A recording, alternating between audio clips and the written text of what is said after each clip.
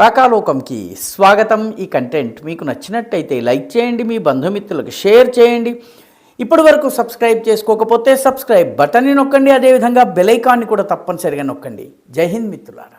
పాకిస్తాన్లో ముస్లింలకు అత్యంత పవిత్రమైనటువంటి శుక్రవారం నాడు జుమ్మాకి నమాజ్ మధ్యాహ్నం చేసేటటువంటి అత్యధిక సంఖ్యాకులు శ్రద్ధాళువులందరూ హాజరయ్యేటటువంటి సమయంలో ప్రార్థనా స్థలంలో మసీదులో మానవ బాంబు పేలింది. మానవ బాంబు పేలడం కూడా అత్యంత భయంకరమైనటువంటి పేలుడు.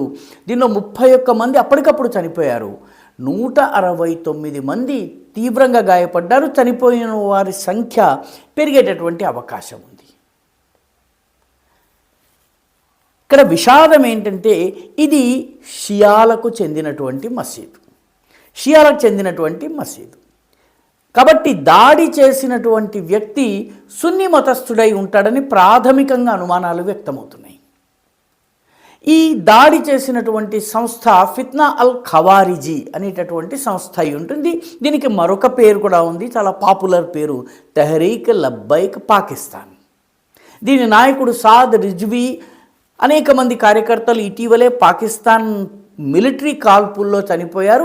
ఇజ్రాయెల్తో పాకిస్తాన్ సత్సంబంధాలు పెట్టుకోవడాన్ని వ్యతిరేకిస్తూ ఉద్యమం చేస్తే వాళ్ళని కాల్చి చంపేశారు. ఆ బ్యాండ్ తెహరీక్ లబ్బైక్ పాకిస్తాన్కి మరొక పేరుంది, ఫిత్నా అల్ ఖవారిజీ. ఆ సంస్థ వాళ్ళు చేసి ఉంటారు అని చెప్పి భావిస్తున్నారు. కాబట్టి ఇది షియా వర్సెస్ సున్నీ, ఇస్లాంలోని 2 ప్రధాన వర్గాలైనటువంటి షియా సున్నీల మధ్య జరిగినటువంటి గొడవగా భావిస్తున్నారు. దానికోసం వాళ్ళు శుక్రవారం ఎంచుకున్నారు, మసీదును ఎంచుకున్నారు. ఈ మసీదు కూడా వాస్తవానికి ఎక్కడైతే ప్రార్థనలు శుక్రవారం మధ్యాహ్నం ప్రార్థనలు జరుగుతున్నాయో దాని పేరు ఖదీజతుల్ కుబ్రా. దీన్ని ఇమాం బర్గా అని కూడా అంటారు. షియాలు చేసేటువంటి ఇమాం బర్గా అనేటటువంటి పేరు ఉంటుంది.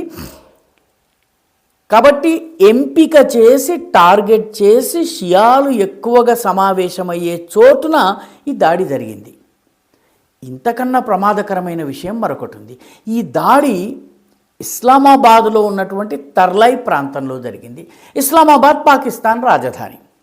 పాకిస్తాన్ రాజధానిలో షియాలు నివసించే ప్రాంతంలో ఉన్నటువంటి ఖదీజతుల్ కుబ్రా అనేటటువంటి ఇమాం బర్గాలో ఈ దాడి జరిగింది.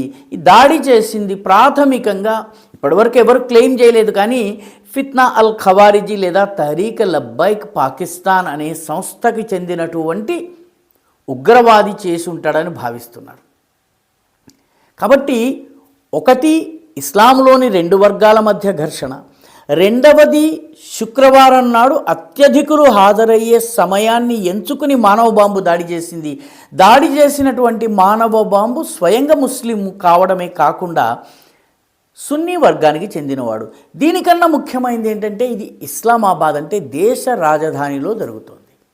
దేశ రాజధానిలో జరగడం ఎందుకు ముఖ్యమంటే సరిగ్గా కొద్ది రోజుల్లోనే ఇదే ఇస్లామాబాద్కి ఉజ్బెకిస్తాన్ యొక్క దేశాధ్యక్షుడైనటువంటి షౌకత్ మిర్జయేయోవ్ రాబోతున్నారు. ఈ షౌకత్ మిర్జయేయోవ్ ఎవరైతే ఉన్నారో ఈయన స్వయంగా ముస్లిం.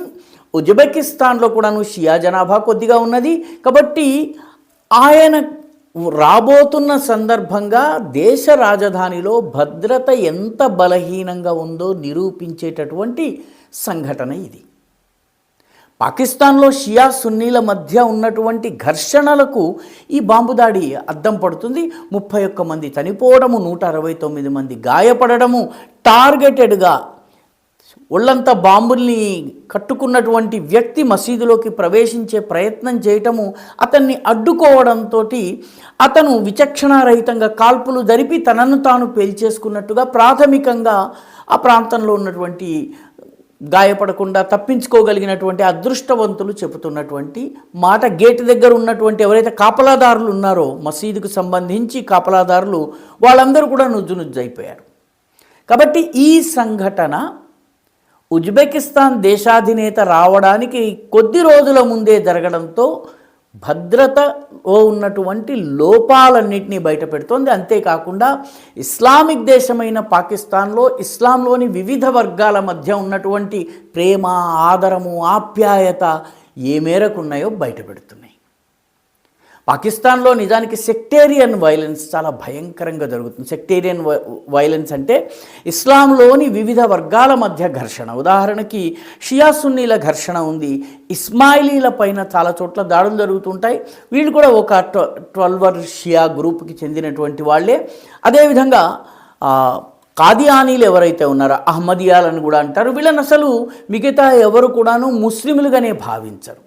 కాబట్టి ఎవరైనా కాదియానీ తన యొక్క సమాధి పైన ఖురాన్ ఆయతుల్ని గనక రాయించుకున్నా, ఖురాన్ సూక్తుల్ని రాసినా, లేకపోతే తమ ప్రార్థనా స్థలానికి మసీద్ అని పేరు పెట్టినా కూడాను మిగతా వాళ్ళు హర్షించరు. దాన్ని స్వయంగా సొంత చేతులతో బద్దలు కొట్టేస్తారు. బాంబు దాడులు అయితే అనేకం జరిగినాయి అహ్మదియాల పైన. అహ్మదియా మైనారిటీలు పాకిస్తాన్లో ఉండడం కష్టమై లండన్కి లేకపోతే బహ్రెయిన్కి పారిపోతున్నటువంటి సందర్భము.